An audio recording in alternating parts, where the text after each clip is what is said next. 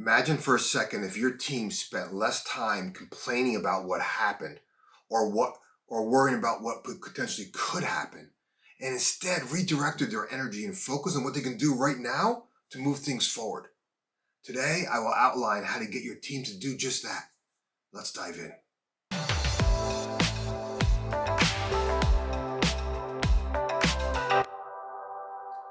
Whether you realize it or not, you're being called higher. Perhaps you recognize that there is something more you and your team can and should be doing, right? But you struggle to define exactly what that something is. Maybe you sense something needs to change, but struggle to define exactly what it is and how to change it. Maybe it's something you want to be, something you want to do, or something you want to have. At LXU, we call that something the X. X is your personal something, and it's different for everyone. The challenge for most leaders is getting clarity on what their X is and how to go about working on it. See, I passionately believe that whatever you focus on, your X, that it's possible to achieve with clarity and discipline. Leaders gain clarity by raising their awareness to the false limiting beliefs that hold them back and their team back.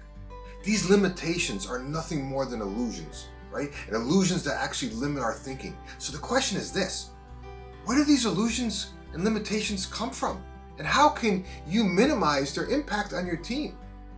It's important to understand that all limitations exist in our minds. See, most leaders spend an enormous amount of time reliving the pain of the past or worrying about the future. Let me unpack this further.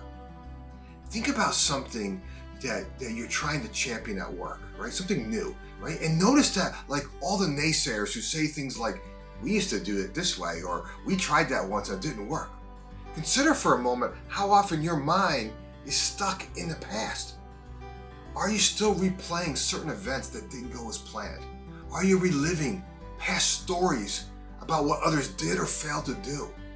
When someone makes you angry, notice how quickly you recall like some previous event that aroused a similar feeling.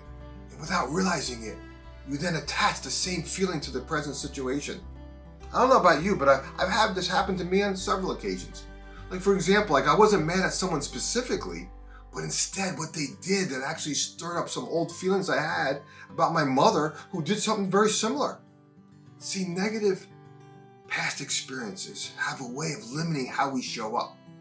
Now consider for a second how often your mind is cluttered with 100 things that you will or may have to do in the future. Are you envisioning like scenarios that haven't happened yet? See, our mind likes to make up all these crazy stories about what potentially could happen. Stories that limit like our courage to take the next step forward. Many leaders convince themselves that it's easier sometimes to do nothing than risk the potential of what could happen. Can you see how limiting these thoughts are? Living in the past and agonizing about the future will limit what we can actually accomplish today. As a leader, we have to raise our level of consciousness to the power of thoughts, the power that thoughts hold over us. See, when you and your team dwell on the past or worry about the future, you actually limit what you both can do in the present moment. The most successful leaders I know understand this. What makes them successful is their ability to focus in the present moment. They have the power of now. You, as a leader, need to teach your team that it doesn't matter what they did or what they failed to do. What you do right now in the present moment is the only thing you have control over.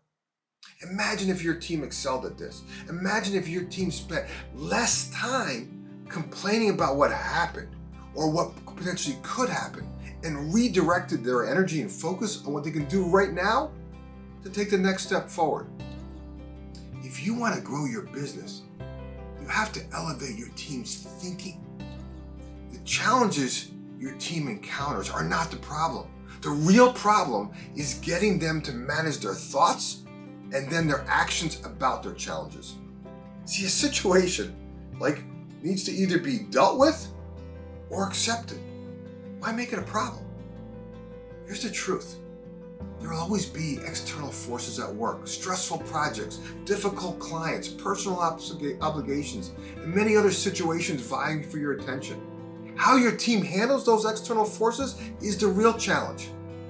If you want to develop courageous leaders in your business who can effectively handle whatever challenges emerge, go to clevelfreedom.com and I will show you how to transform your leaders into growth champions so they free up your time to do what you love most, growing the business. If you're not at that stage yet, I would love to buy you a copy of my book, Freedom to Experiment, How to Ignite a New Level of Energy, Focus, and Momentum in yourself and your team. Follow the link in the description and I'll personally sign a copy for you. Okay, if you like what I shared today, do me a favor. Give it a thumbs up, drop a comment below related to your business, and of course subscribe, because each week I'm sharing content to help you and your team embrace change, focus your efforts, and accelerate results.